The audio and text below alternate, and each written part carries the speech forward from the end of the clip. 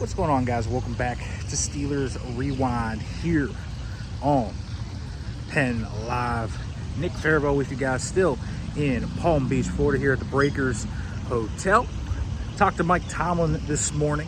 Wanted to give you guys a little bit of update, talk about what we learned there from yesterday. First of all, Aaron Rodgers, I think, man, I'm feeling more and more confident this is going to happen. The tone in which Mike Tomlin speaks, there's a moment today in which Tomlin was specifically asked if he and Rodgers have talked about a deadline. Obviously, they don't have anything concrete set. There's no deadline set for the Steelers and Rodgers to kind of come together and sign a paper formally. But what was notable was Tomlin said, we've had those discussions, but I won't disclose it. Gave a little smirk and a little smile. If you know Mike Tomlin, that means he knows something.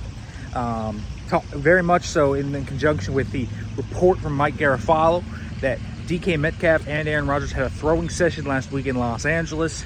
It certainly is sounding more and more like, to me, that we are looking at Aaron Rodgers being the Pittsburgh Steelers quarterback. They're in constant communication with one another. They love his pedigree. Let's stay on quarterback, though, because the draft is interesting to me. There's two things I want to talk about with the NFL draft crop of quarterbacks. First of all, Mike Tomlin really likes this group. He said it's not devoid of talent. There's tangible and intangible qualities to the players he has scouted and talked to in this class that he really likes. I think that's notable. To say that publicly, Mike Tomlin is usually pretty honest about stuff like that. He also, when he's kind of brought up the places they've gone, the people they've talked to, has kind of alluded to Will Howard, Quinn Ewers, Riley Leonard, Tyler Shuck even, but has not mentioned Jalen Milroe, and they were obviously out there in full force. It's just interesting. It's just something to note, but excluding him like that, I think it's the only place where Tom Arth went quarterbacks coach for the Steelers. I think they like themselves from Jalen Milroe. We'll see. I think they're going to draft a mid-round quarterback, and that'll kind of go about there. I thought, we talked about Roman Wilson with him today. He kind of revealed why Roman never ended up playing at the end of the year, even though he was practicing. It was about readiness. Even though he was healthy, they didn't really trust it because of the lack of in-game reps, the lack of practice reps. The trust was never built. But he looked at Calvin Austin. He looked at Corey Trice and has looked at some of the guys that have come back from injuries after their first year. And he's really excited about Roman Wilson. There is a high level of expectation in this organization for Roman Wilson. Some people are counting him out. The Steelers are not. I thought that was really interesting to kind of note. And so Roman Wilson, I think, is going to factor in this equation in the wide receiver room. Doesn't mean they're not going to add somebody. Also in that wide receiver room, man, is Tomlin excited about DK Metcalf, and man, are they excited about having two alpha receivers in him and Pickens. I think it's going to be something that they're really going to utilize. And kind of finishing out the offensive side of the football, man, they're really high on Kenneth Gainwell. I think that's becoming quite clear. I know he's a one-year signing, but I think this team really likes him and likes his ability to be a third down back. He's a winning football player. So I think that's going to be something you're looking at. I think Kenneth Gainwell is going to be this team's kick returner. I think he makes this team's roster. I also think they're going to draft a running back. Jalen Warren will be the lead dog. But I think they really like Gainwell as a part of that rotation.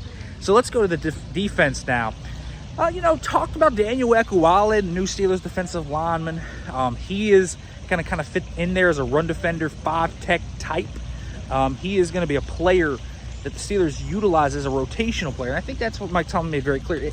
This signals to me more and more that they are going to look at drafting a first-round defensive line. I very much feel that way. I felt that way for a while. That's where I think they're going to utilize their first-round pick. So we will see. Talked about Darius Slay and how much of a high-character player he is. I think they really like Darius Slay and what he brings to the table. But, passing up longer-term options like Charvarius Ward and DJ Reed and others instead to sign Darius Slay. This is about building for 2025. Mike Tomlin said that. You can think that's short-sighted. I kind of agree with that. But more importantly, they love what Darius Slay brings to the table, and he is still a good player. So that'll be something to watch, and kind of his evolution into the defense and how he affects the secondary. Big-time addition for the Steelers there. Mike Tomlin also talked about some rule proposals. He's not in favor of changing seeds. He said he's a division purist. He's worried about the player safety part of banning the tush push. And there's a few different ones there. He's really obviously in favor of the Steelers' proposed rule to change the legal tampering period and kind of bring that about. So we'll see where the league changes go. We'll talk to Omar Khan later today. I'll have another one of these stand-ups from here after that. We'll talk to you then. Make sure to like, comment, subscribe, turn on the notification bell for more, folks.